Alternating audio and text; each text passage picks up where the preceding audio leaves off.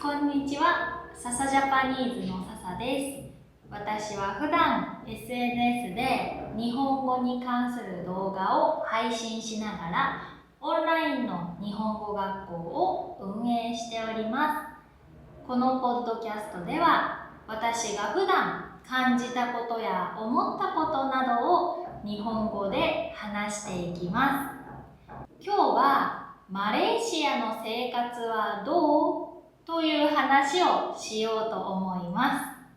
私は今マレーシアに住んで2年半ぐらいです。マレーシアの生活は日本とどう違うのか、マレーシアの生活はどうなのかについてお話しします。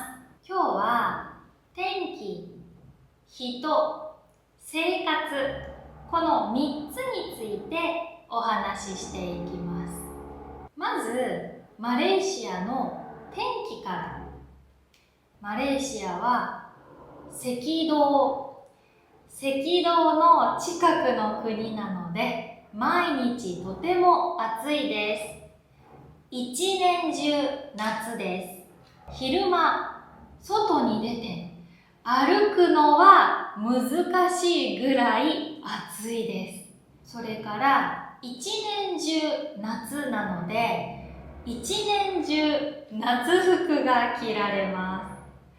これは私にとっていいなと思うポイントです。日本だと季節があるので夏になると夏服を出す、冬になると冬服を出す。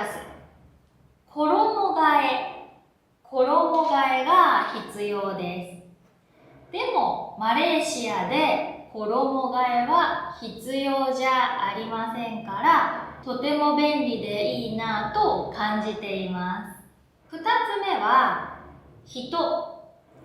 マレーシアの人はフレンドリーだなと感じることが多いです。よく行くお店だと店員さんの顔を覚えて、店員さんも私の顔を覚えてくれて、いつもお店に行くとお話をしたり、お店以外の場所で会った時も挨拶をしたりします。それから何か困ったことがあるとすぐに助けてくれる人が多いです。親切な人が多いなと感じます。3つ目は車社会で電車やバスで移動できないです。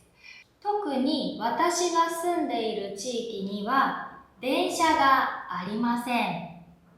なのでどこかへ行くときは車かグラブ、タクシーで行く必要があります。今の私はどこかへ行きたいときは夫に運転してもらって出かけています。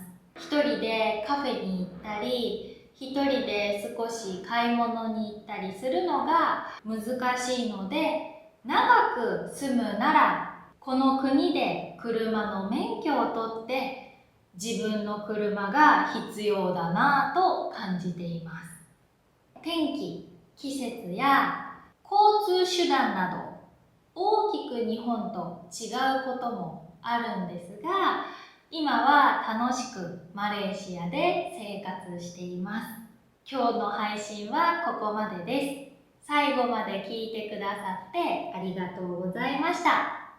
ではまた次の配信で